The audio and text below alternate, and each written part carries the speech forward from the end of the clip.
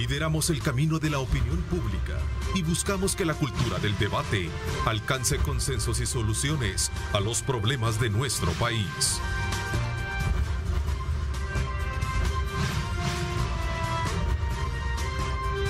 Diálogo con Ernesto López. Son las 6 de la mañana con 30 minutos, 6 de la mañana 30 minutos. Gracias por estar con nosotros en esta mañana de día lunes 4 de octubre de 2021. Gracias también por estar desde muy tempranas horas de la mañana compartiendo con nosotros nuestra señal. Por supuesto, informándose, y ahora vamos en esta hora y media a conocer temas importantes en el análisis que nos corresponde desarrollar a lo largo de esta hora y media. Quiero dar la más cordial bienvenida para hacer un análisis de varios temas legislativos, varios temas de país, con Claudia Ortiz, diputada del partido Vamos. Gracias por acompañarnos, bienvenida. Gracias por estar con nosotros. Buenos días, Ernesto. Gracias y feliz inicio de semana a la población salvadoreña que nos sintoniza en esta mañana de lunes. Gracias por la invitación y pues es un honor comenzar la semana en el programa, Ernesto. Gracias.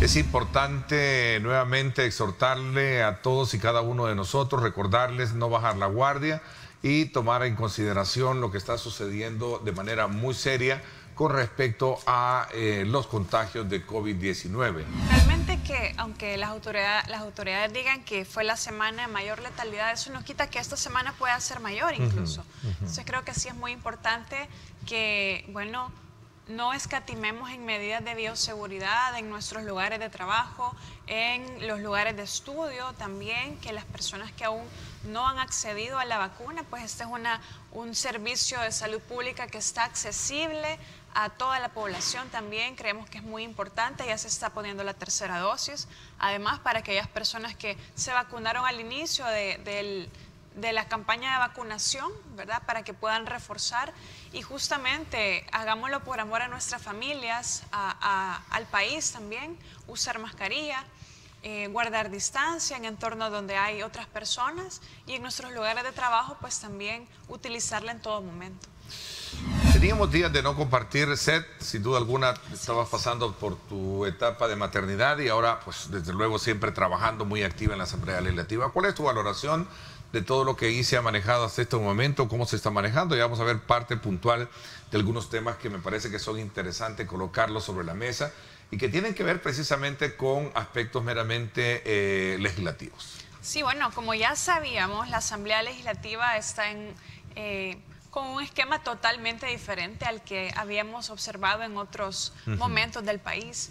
Y es importante decir que parece que se está imponiendo hasta cierto punto, de una manera muy evidente, que la bancada que tiene una mayoría en la Asamblea Legislativa está tomando decisiones, muchas de una manera inconsulta, muchas de una manera demasiado rápida, de una manera express, abusando de este recurso, de este mecanismo de la dispensa de trámite, también en temas que son importantes para el país. También vemos que se han aprobado desde el 1 de mayo, desde el primer momento de esta legislatura, se han aprobado leyes para ir haciendo un ajedrez político que permita al gobierno, a la administración actual y al partido oficial, digámoslo así, acumular más poder. Movimientos claves han sido obviamente la destitución de fiscal, de la Sala de lo Constitucional, de la Corte Suprema de Justicia, también el tema de la reforma a la carrera judicial, que ha sido un movimiento también que quitaba el último mecanismo de control independiente de la Constitución, que son los jueces. Estas reformas a la ley de la carrera judicial no establecen ningún criterio para seleccionar a aquellos jueces que deben salir de la carrera judicial o que deben suspender su función. Más bien habla nada más de un tema de edad, por ejemplo, pero no fortalece mecanismos de denuncia como la sección de investigación judicial, por ejemplo. Y así, en el tema económico también, hemos visto algunos decretos o algún trabajo que se ha dado del tema de vivienda, por ejemplo, o la vez pasada que se aprobó una ley especial para lograr captar más fondos a través de ANDA, perdonando intereses, moratorios, ¿verdad? Pero al final, claro, es una relación ganar-ganar, donde el Estado necesita recursos y también da las facilidades a la gente para que pague los intereses moratorios que puede deber. Pero, por ejemplo, en esa parte nosotros propusimos que después de todo el proceso, que eran 180 días, de que ANDA iba a estar recogiendo aquellos pagos tardíos, perdonando moras, perdonando intereses, se pudiera dar un informe a la Asamblea Legislativa para que pudiéramos saber cuántas personas se habían abocado a esa facilidad, teniendo en cuenta que uno de los principales problemas de nuestro país es la falta de acceso al agua potable. Mucha gente le llega el recibo, pero del chorro lo que sale es aire. Bueno, en el país pasan muchas cosas, Ernesto. Hay muchos temas, hay lucha de poder, ¿verdad?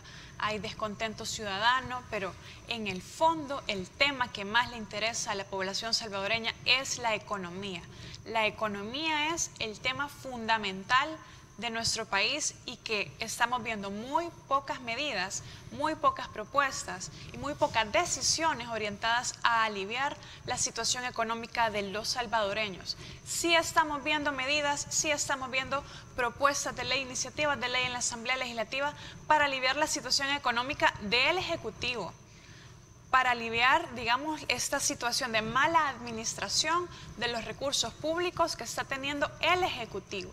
Hace unas semanas cumplimos esa promesa de hacer la propuesta a la Asamblea Legislativa y lo que hicimos fue proponer un decreto transitorio para que durante un año una lista de productos alimenticios, no solo de la canasta básica, sino otros también que no están incluidos y que son importantes. La leche para niños, por ejemplo, los lácteos también que no están incluidos en la canasta básica, también los huevos, por ejemplo, etcétera. Diferentes alimentos tengan un IVA del 0%. Es una propuesta, ¿verdad?, que nosotros la hicimos honrando una promesa de campaña, pero también pensando en que es necesario colocar el tema de lo económico en la agenda de la discusión nacional. Pero sabemos que lo que más le aprieta a la gente en su vida diaria es la economía. Y por eso creemos que era importante poner esta propuesta, porque también la discusión tiene que tornarse a eso. Vimos ayer en la noche que se revelaba el tema de esos Pandora Papers, ¿verdad? Donde en resumidas cuentas es que existen países, ¿verdad? Existen empresas que prestan servicios para que empresas se puedan crear de la noche a la mañana, estas empresas de papel, para facilitar, por ejemplo, el no pago de impuestos y a veces otras actividades ilícitas.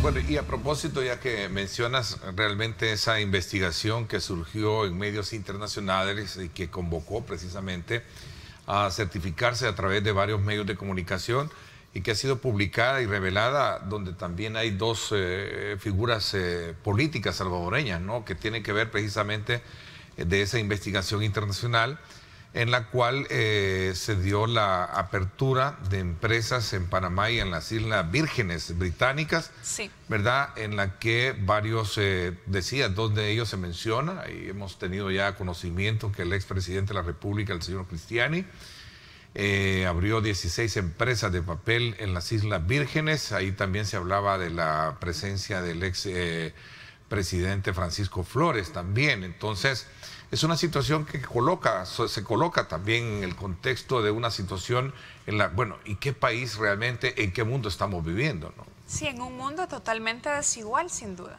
y donde esas desigualdades se expresan en mecanismos como estos y otros muchos, ¿verdad? De hecho, la pandemia en la humanidad, en ese momento que estamos viviendo tan complejo, nos ha puesto a reflexionar a muchas élites a nivel mundial de la necesidad de que quienes tienen más aporten.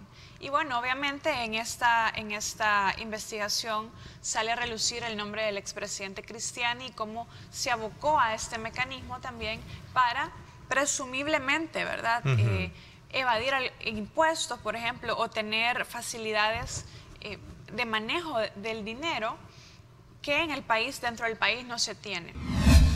A ver, ya que mencionas también esto del Bitcoin, tú decías recientemente en unas declaraciones que es importante que se hagan los ajustes o las reformas pertinentes para evitar que esto de alguna manera vaya a tener un impacto negativo en la población. Decías, lo que la gente dice es claro, no quiere el Bitcoin. Tú, digamos, sos consecuente con las expresiones y manifestaciones, que por cierto, gran parte de ello han tenido que ver con los acontecimientos del pasado 15 de septiembre. Así es. Me parece que la aprobación de la ley Bitcoin y su inminente entrada en vigencia el 7 de septiembre fue un disparador del descontento. Ya lo dije al inicio del programa, Ernesto, es que aquí el gran tema es la economía. Y la gente está viendo que hay desempleo, la gente está viendo que nuestro riesgo como país está aumentando y que nos aproximamos, si no se toman medidas serias, a una crisis financiera importante. La gente está viendo que se está legislando para concentrar poder, para quitar la independencia judicial, que se está legislando para que unos pocos puedan quedar en la impunidad, por ejemplo, con la ley Alaví. Pero no está viendo la gente que se esté legislando y que se estén haciendo medidas contundentes, decididas, serias y sostenibles en el tiempo para que la situación económica del país se estabilice y que la situación económica del país beneficie no a unos pocos, sino que empiece a ser justa para la mayoría. Fíjate que hay dos preguntas bien importantes a propósito del trabajo legislativo y lo que se puede hacer para indagar sobre esos dos temas, lo que tú mencionabas sobre el negocio del Bitcoin, cómo siendo una empresa privada está de alguna manera tratándose y viéndose desde la Asamblea Legislativa. Esa es la primera pregunta que tú acabas de mencionar, ¿verdad? Sí. Eso, y también regresando al tema de Panamá, el Pandora Paper, que creo que es importante, dice acá que se puede hacer desde la Asamblea Legislativa para hacer una investigación profunda. Yo no sé, y voy a ser muy responsable, porque de quien se menciona, y lo he visto directamente, del señor Cristiani, no de Francisco Flores, ¿verdad? Yo creo que eso ha sido más, no sé si de él también se menciona, corrígeme, Claudia. Y no quiero caer un poco en la irresponsabilidad, pero sí del señor Cristiani creo que sí se maneja sobre la presunta digamos, acción de apertura de oficinas de esa naturaleza en esto. Pero bueno, el punto es que también puede entrar sobre digamos, un proceso de investigación en la Asamblea Legislativa. Sí, lo que sucede con lo de Francisco Flores, Ernesto, es que una de las empresas que constituyó el presidente Cristiani, en una de sus empresas participó una persona que ya falleció, ¿verdad? Pero que estuvo involucrada y que trabajó con Francisco Flores, que estuvo involucrada y señalada en el desvío de fondos de Taiwán. Por lo tanto, bueno, esta investigación ha revisado documentos de hace muchísimos años, cuando el expresidente Cristiani salió de su cargo, ¿verdad? Y qué fue lo que hizo, qué mecanismos ocupó en el marco de estos paraísos fiscales para manejar parte o su patrimonio o parte de él, ¿verdad?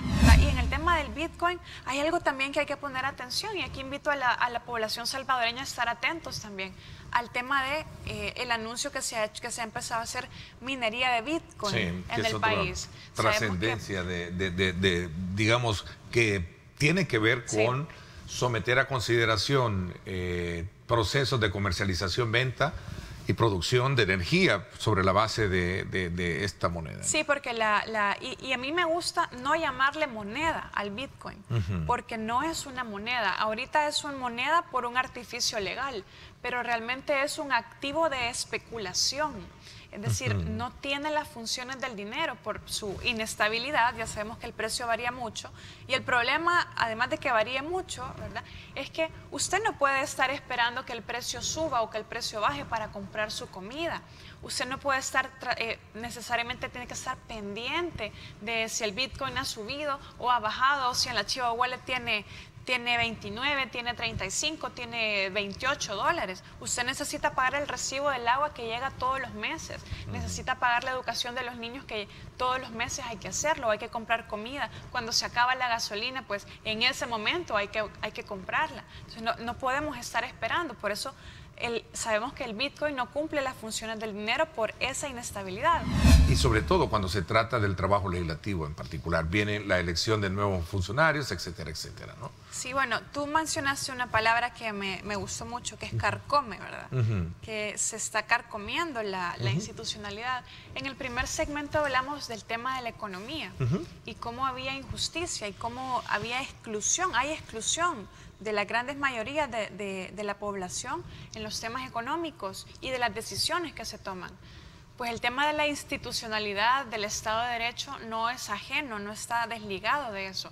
De hecho, cuando hace falta en un país instituciones independientes y fuertes que hagan cumplir la ley independientemente de quién se trate, es que suele suceder esto, que es exclusión de lo económico en lo social, porque entonces un grupo, una élite, decide tomar todas las decisiones y acaparar los recursos y hacer uso de los recursos que están a su acceso, ¿verdad? Para excluir a los demás, para tener riqueza, pero con el costo de que una gran mayoría de la población queda excluida de sus derechos y del acceso a servicios importantes que debe brindar el Estado. Hemos visto tristemente y con gran preocupación cómo los temas de transparencia han habido retrocesos importantes en los temas de transparencia. De hecho, una de las cosas de las que se abusa mucho es de declarar reservada la información. Yo creo que nunca antes habíamos visto cómo en muchas instituciones del Estado se están haciendo reservadas publicaciones políticas que deben ser documentos públicos y decisiones importantes. Incluso en la misma Asamblea Legislativa, que antes no tenía. Yo no digo que la Asamblea Legislativa anterior pues eran angelitos. Definitivamente habían muchos casos de corrupción que salieron a la luz, pero precisamente gracias a que la transparencia era posible exigirla en el mismo primer órgano de Estado. Ahora, en lugar de una apertura amplia, tenemos 7 páginas de índice de reserva que están reservando temas como, por ejemplo, los salarios, ¿verdad?, de ciertas personas, los asesores, están reservando cómo se toman decisiones dentro de la Asamblea Legislativa. Este día se va a tomar decisiones en la Comisión Política sobre la elección de magistrados suplentes de la Corte Suprema de Justicia. Se van a tomar decisiones para elegir 11 magistrados suplentes, 4 de los cuales van a ser los magistrados suplentes destituidos el 1 de mayo de una manera inconstitucional y otros 5 que son los que les corresponde elegir a esta Asamblea Legislativa de diferentes salas de la Corte Suprema de Justicia. Pues como lo decía con el fiscal, también con el tema de la Sala de lo Constitucional y ahora más recientemente con los jueces y juezas que van a ser sustituidos por otros que no sabemos en qué condiciones y que fueron nombrados alrededor de 100 jueces la semana pasada sin ningún proceso. Yo no estoy atacando la calidad personal de los jueces o juezas que fueron nombrados, pero sí el proceso o la ausencia de proceso nuevamente legal con el cual fueron nombrados. Bueno, otro tema importante que tú mencionaste que querías tratar es el del presupuesto. El del presupuesto, sí. Porque el presupuesto, y bueno, nos va a visitar el ministro de Hacienda en unos momentos en tu programa, pues yo le quiero aprovechar para decir al ministro de Hacienda, en transparencia, necesitamos como sociedad, no lo estoy diciendo solo yo como diputada, sino por la legitimidad que me da todas las personas que confiaron en nosotros para este cargo. Es importante tener el presupuesto publicado y de forma transparente y también la política presupuestaria que le acompaña. Y yo quiero invitar al ministro de Hacienda a que antes de que finalice la plenaria de este martes ya haya sido publicado, porque es necesario iniciar una discusión seria, técnica, que vaya al detalle. ¿Y por qué es importante esto? Estoy hablando de transparencia en otros temas, en esto también, porque el presupuesto es una promesa. No este presupuesto por ser este gobierno u otro, cualquier presupuesto general de la nación es una promesa. ¿Cómo está bien el tema del FODES en esto? Así ligeramente, cuéntame, ¿cómo estás viendo el tema del FODES? Mira, se está violentando la Constitución y los derechos de las municipalidades de tener a su disposición recursos para su autonomía, ¿verdad? Se dice que no hay suficientes ingresos, pero estamos viendo que sí hay ingresos y que sí se están dando ingresos para otros temas que no parecen prioridad. como el tema del Bitcoin, como el tema de la publicidad, ¿verdad? Y son de las grandes preguntas que tenemos para este presupuesto. ¿Cuánto se va a usar en Bitcoin? ¿Se va a pagar el FODES de una manera regular o vamos a seguir con esta situación de tener a las alcaldías, digamos, condicionadas a no sabemos qué para hacerles este traspaso de fondos?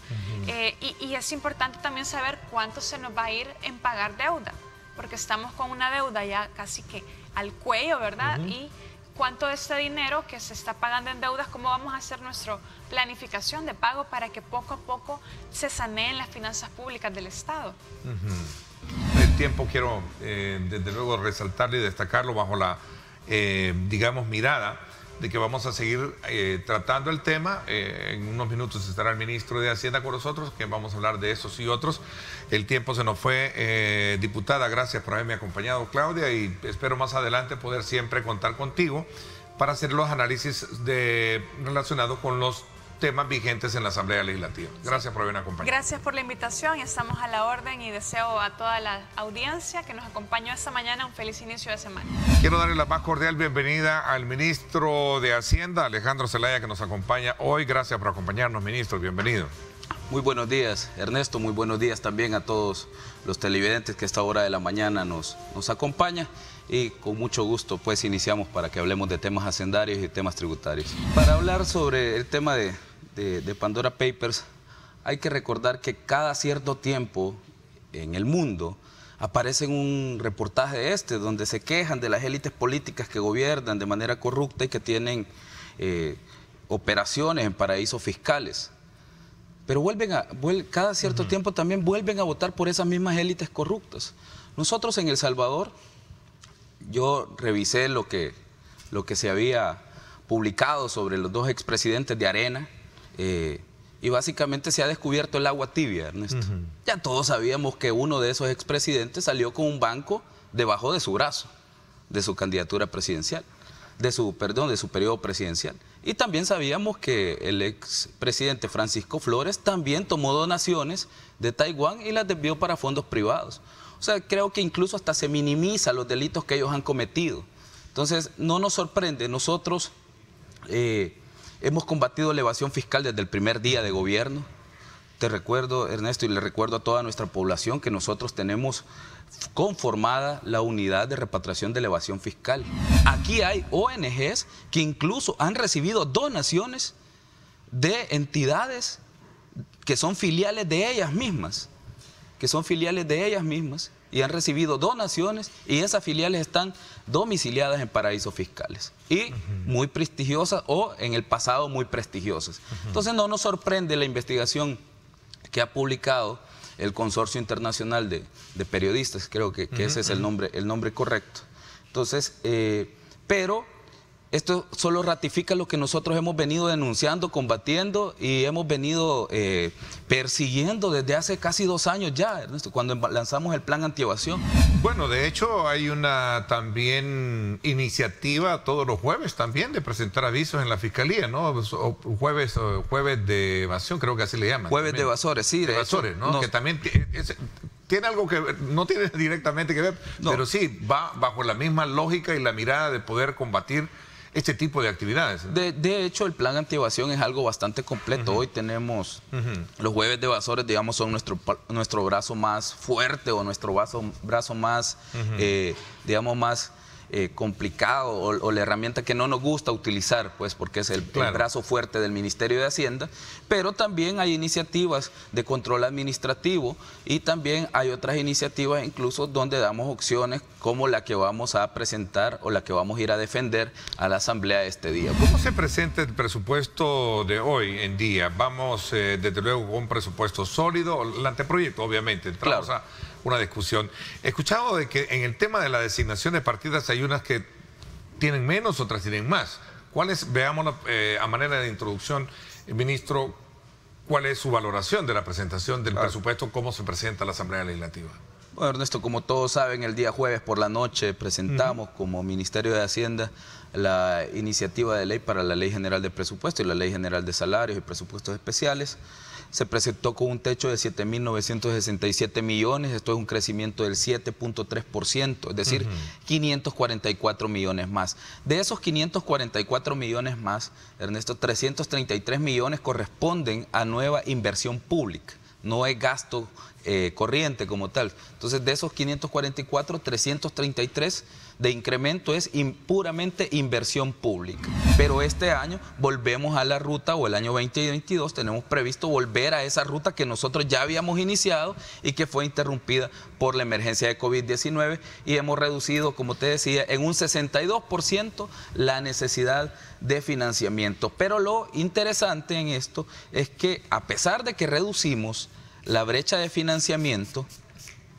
nuestra inversión pública creció respecto del año pasado. Ha crecido cercano a un 25%. El monto de inversión pública en el presupuesto 2022 es por 1.700 millones. Entonces, es algo muy importante porque esto va a dinamizar nuestra economía en un año donde es importante acercar un catalizador a la inversión privada. ¿Cómo de alguna manera va, digamos, fiscalmente estable o hay estabilidad fiscal en esto? Si lo queremos ver desde el punto de vista de que llevamos una sanidad desde ese aspecto. Son 6.205 millones los que hemos proyectado nosotros en ingresos tributarios para el presupuesto 2022. Esto incorpora 300 millones del plan antievasión. Este año hemos recuperado 420 millones.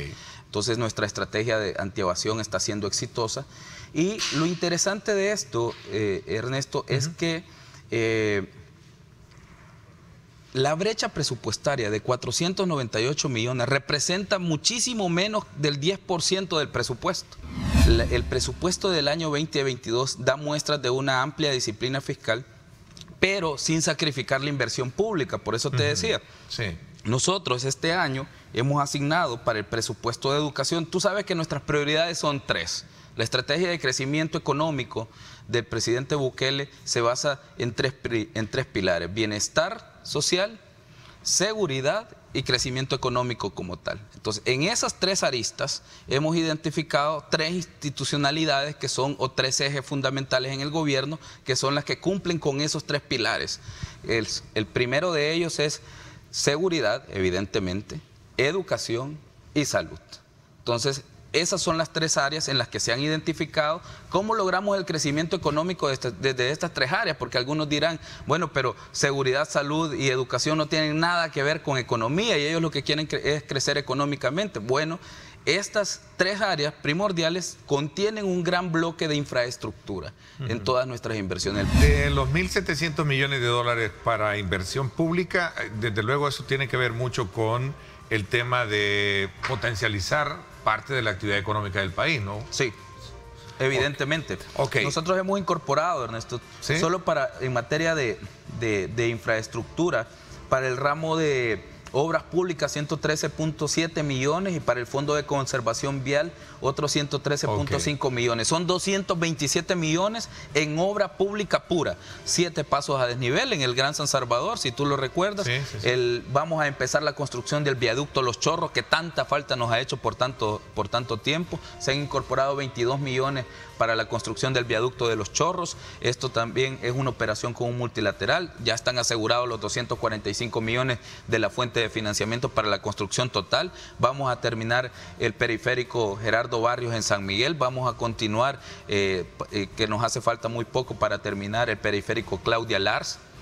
Así que hay muchas obras en materia de infraestructura que van a venir a generar empleo en el cortísimo plazo, y por eso el mismo Casalco, la Cámara Salvadoreña de la Construcción, decía que esta incorporación de alrededor de 544 millones, porque te he hablado solo de obras públicas y Fovial nada más, pero en total son cerca de 544 millones los que se han incorporado nuevamente en materia de infraestructura pura como tal. ¿Cómo está el tema de las negociaciones con organismos internacionales cuando se trata de buscar fondos para el país? Y usted me decía, bien, y lo digo esto por todo este tipo de situaciones que en algún momento se han colocado sobre la discusión de las relaciones que puede tener Estados Unidos y El Salvador, y por supuesto aquellos organismos bilaterales que están íntimamente vinculados, y sobre todo a los que el país tiene que recurrir precisamente cuando necesita dinero y especialmente financiamiento para hablar, por ejemplo, de temas como el presupuesto. Claro.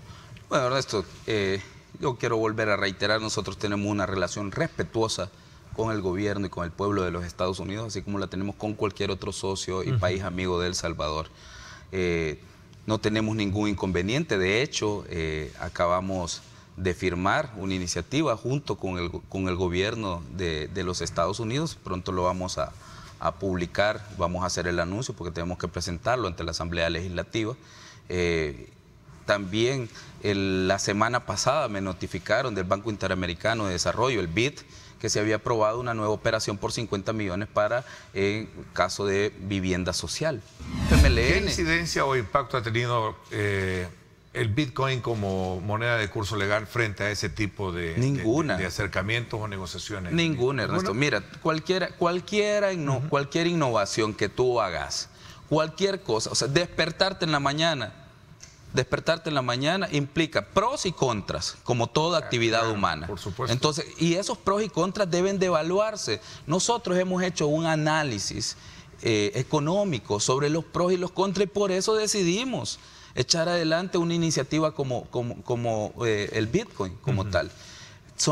La realidad está haciendo que muchos empiecen a quedarse con, digamos, con menos argumentos. ¿Por qué? Porque en el pasado se dejó de lado a mucha de nuestra gente en la inclusión financiera. No se le dieron los mecanismos necesarios para que pudieran desarrollarse económicamente y tener un récord crediticio.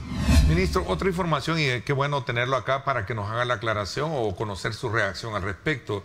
¿El gobierno piensa en algún momento pasar la mayoría de fondos públicos de la banca privada a los bancos estatales?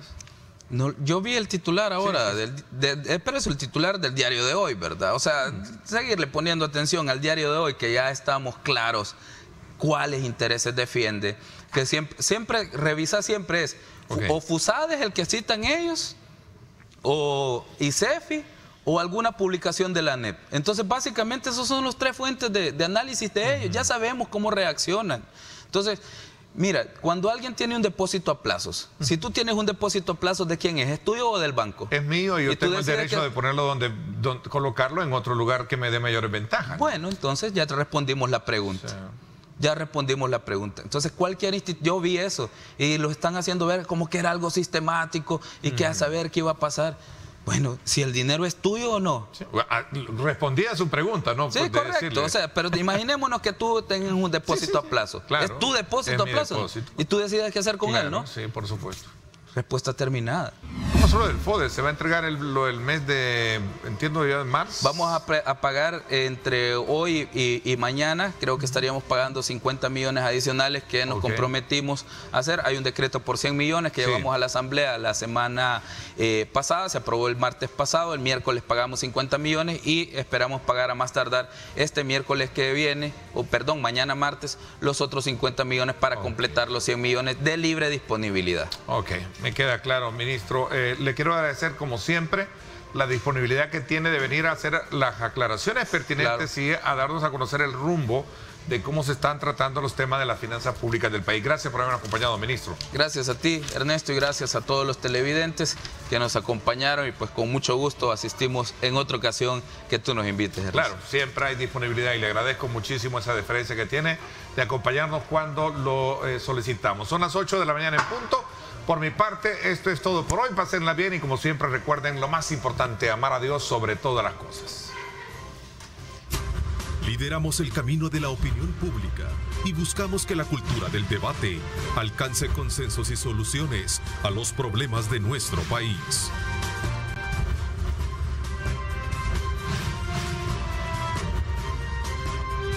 Diálogo con Ernesto López.